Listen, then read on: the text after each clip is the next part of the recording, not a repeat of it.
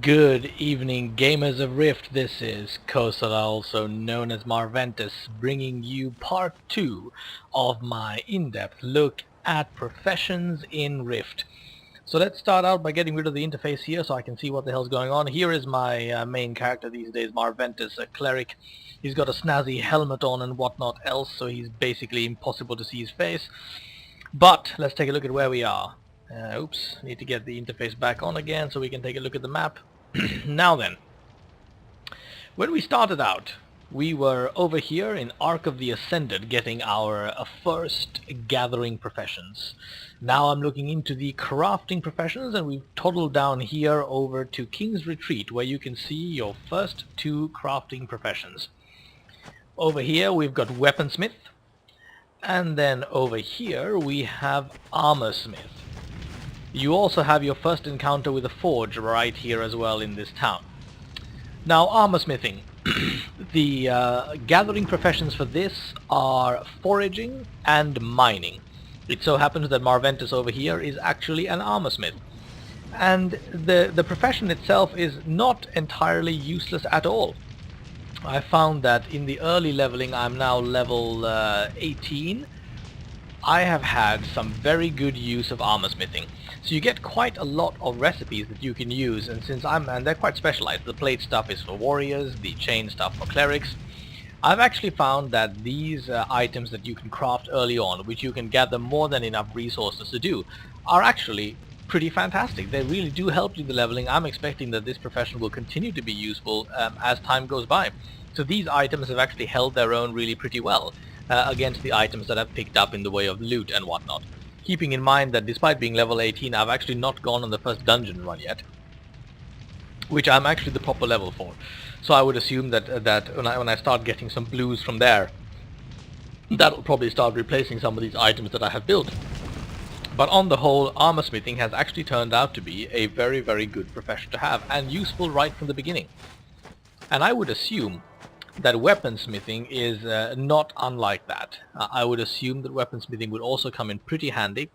Now, originally I thought that I'd be able to craft weapons with armorsmithing as well, but actually I obviously couldn't. That's why it's called armorsmithing. Now, when you get armorsmithing, you also have this very nice additional bonus you get, and there's an equivalent one of this for weaponsmith as well, called salvage weapons. When you're an armorsmith, you get salvage armor, and you can salvage any armor that you find or don't need, and they turn into this, metallic bits. And those metallic bits can then be transformed into craftable metal pieces. I've still yet to find any item that actually required those things to craft, but I'm assuming that something is coming down the line eventually. Now, obviously, it's not just armorsmithing and weaponsmithing. There's a lot more to it than that. But in order to get at the rest, we need to head down over here to Kelari Refuge. So let's hop on that horsey and take a bit of a scenic route run down there. Now, keeping in mind that you don't actually have enough money to get a horse at this level. The only reason I got this horse is because my alternate character has actually leveled to 25 already, and as such has accumulated a reasonable amount of dough. And I just transferred some platinum over from her onto this guy so I could get the horse and do this run slightly easier rather than walking the whole way there. But in the event that you do have enough money to buy a horse, which costs 2 platinum and 50 cents, this is the first place where you can actually get a horse before you hit Meridian. So we are right on the outskirts of Kelari Refuge, on the hill leading down to the refuge itself, and you have the horse vendor that can show you the mounts. Now, because mounts are relatively limited so far in the game, I'm not exactly going to do a separate video on it, so while I'm standing here, I'll give you a quick insight into how it looks. Here we have the regular horses, Chestnut, Bay, and Chocolate. And here we have the epic horses, the swift ones, the copper armored, the swift silver armored, and then the swift gold armored warhorse. They look fantastic. Well, platinum armored over there as well. These are stupidly expensive. So the armored ones cost 100 platinum, and the regular ones cost 2 platinum 50. Now you'll make that amount of money pretty quickly. By the time you hit level 20, you'll have more than enough money to buy a regular horse. If not before then. But I imagine that you'll probably need to do quite a considerable amount of gaming, if not maybe even heroics and raiding, before you come up with enough money to buy these snazzy mounts over here, which actually do look spectacular. There's another mount breed aside from the horses, which you can find in Meridian, which I will show while doing my tour of Meridian, which is going to be in a future video. But in the meantime, let us mosey on down to Kelari Refuge and see the 3 remaining professions that you can choose between. And they are right up here in this little, or the first part of that is in this little upstaged area right here, and we have your first access to a laboratory here as well, which you need to do apothecary related stuff. So we have the novice apothecary right here who can teach you apothecary, which is basically alchemy. You can create quite a large amount of interesting potions, which again come in handy extremely early. There's everything from the regular potions that you will consume and use instantaneously. There are buff potions that will last an hour. There are raiding potions that will last through death. All very excellent stuff. So apothecary, very, very useful, very, very useful profession. Potions are the name of the game there. Over here we have the rune crafter. Now, if you are an old World of Warcraft player, I would say rune crafting is pretty much your equivalent of enchanting. It is as... Whoa, we have a rift invasion happening at the same time, we'll simply ignore that. As it was in World of Warcraft, this is a horrendously troublesome profession to level. There is no easy way to do it, you just need to stick with it and deconstruct items you find, gather the components, and craft runes on items and just level incrementally. It takes a lot longer than any of the other professions that I have encountered. But nonetheless, I'm sure it will be very rewarding. The professions are very well thought out. I mean, everything is very rewarding very early on and onwards, which is really nicely done. Over here we have the artificer, whose job it is to create things like gems, jewelry, trinkets and whatnot else. I have actually not tested the artificer at all, but we do have an artificer in guild. And I would imagine that is probably going to be, again, a very useful profession to have. To be fair, I have not noticed a massive need for rings, trinkets and whatnot early on in the game. So I would imagine that this particular profession is probably going to come in a great deal more handy later on in the end game. Now, if any of you guys watching are artificers in the game, do comment below and let me know what your general feeling about the artificer is, because this is one of the few professions I've not managed to interview anyone about, not managed to get an idea of how good it is at all. Now over here in the second rise we have the final of the professions, the outfitter. This is basically your clothier, creates all kinds of cloth-based items and armor. Again, I'm told that the items that come from this are very, very useful right from an early stage. Right, so for those of you who are cloth-wearing types, I would imagine that this is a good choice.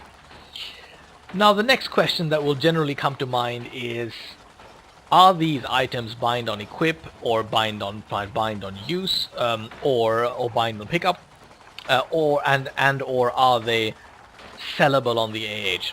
I think that based on which server or shard, as they're called in Rift, that you belong to, the answer is going to vary. On this shard that I'm on right now, frankly not great, no.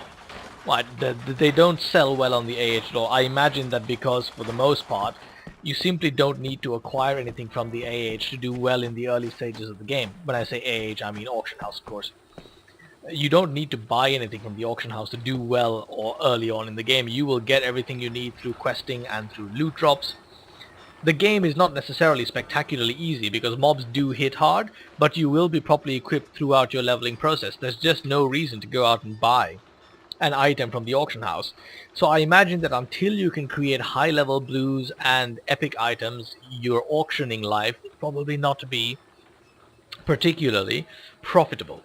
However, I could be wrong about that. So feel free to comment below if anybody thinks differently, or if the experience that you've had on your shard is different from what I'm talking about right now. Now for for weaponsmithing and for armor smithing, we notice the necessity for a forge.